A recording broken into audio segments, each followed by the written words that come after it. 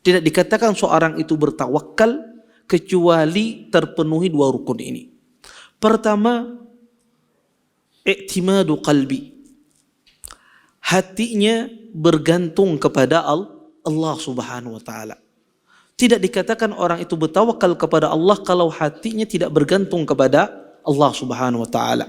Kata para ulama, Imam Ibn Qayyim rahimahullah taala, beliau menyontohkan tawakal itu seperti anak kecil dengan ibunya.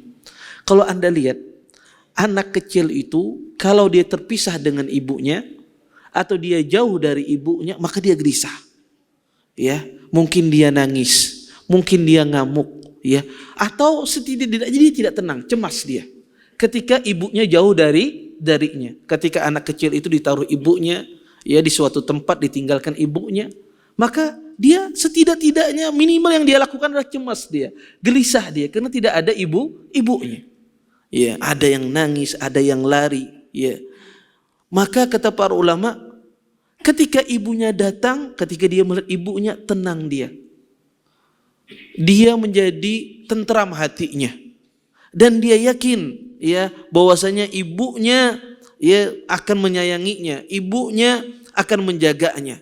Maka kata para ulama, seperti itulah keadaan hati manusia ketika dia bertawakal kepada Allah.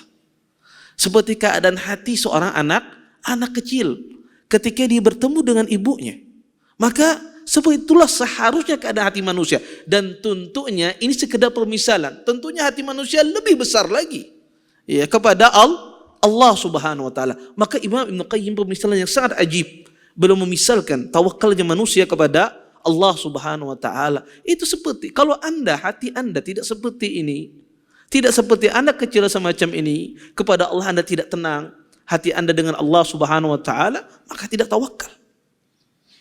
Anda tidak percaya, ya, di hati Anda tidak ada rasa kepercaya kepada Allah, maka Anda tidak bertawakal sebetulnya kepada Allah Subhanahu wa taala.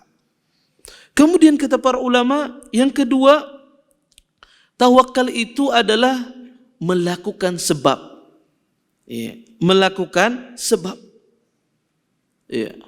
Maka tidak dikatakan orang itu bertawakal kalau dia tidak melakukan sebab.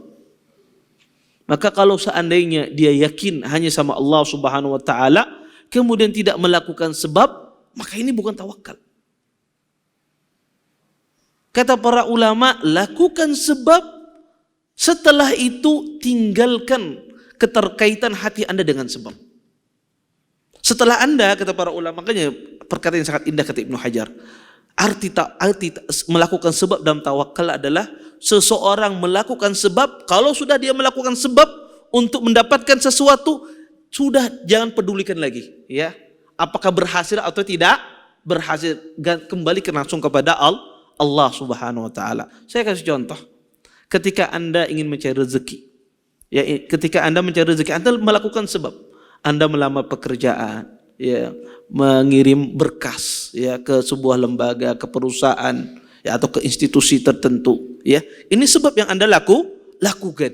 Anda sudah melakukan sebab tersebut, sudah.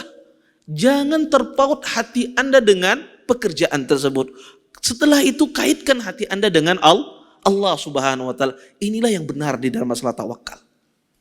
Dia melakukan sebab, setelah itu dia berputus hatinya dengan sebab tersebut. Hatinya kembali hanya kepada Allah Subhanahu wa taala. Maka kata para ulama, ini maknanya tawakal. Bukan tawakal itu seseorang mengatakan saya bertawakal kepada Allah Subhanahu wa taala kemudian dia tidak melakukan sebab. Ini juga keliru. Terima kasih. Jazakumullah khairan wa barakallahu fikum. Video ini dibuat atas partisipasi dari donasi Anda. Semoga menjadi amal jariah bagi Anda semuanya.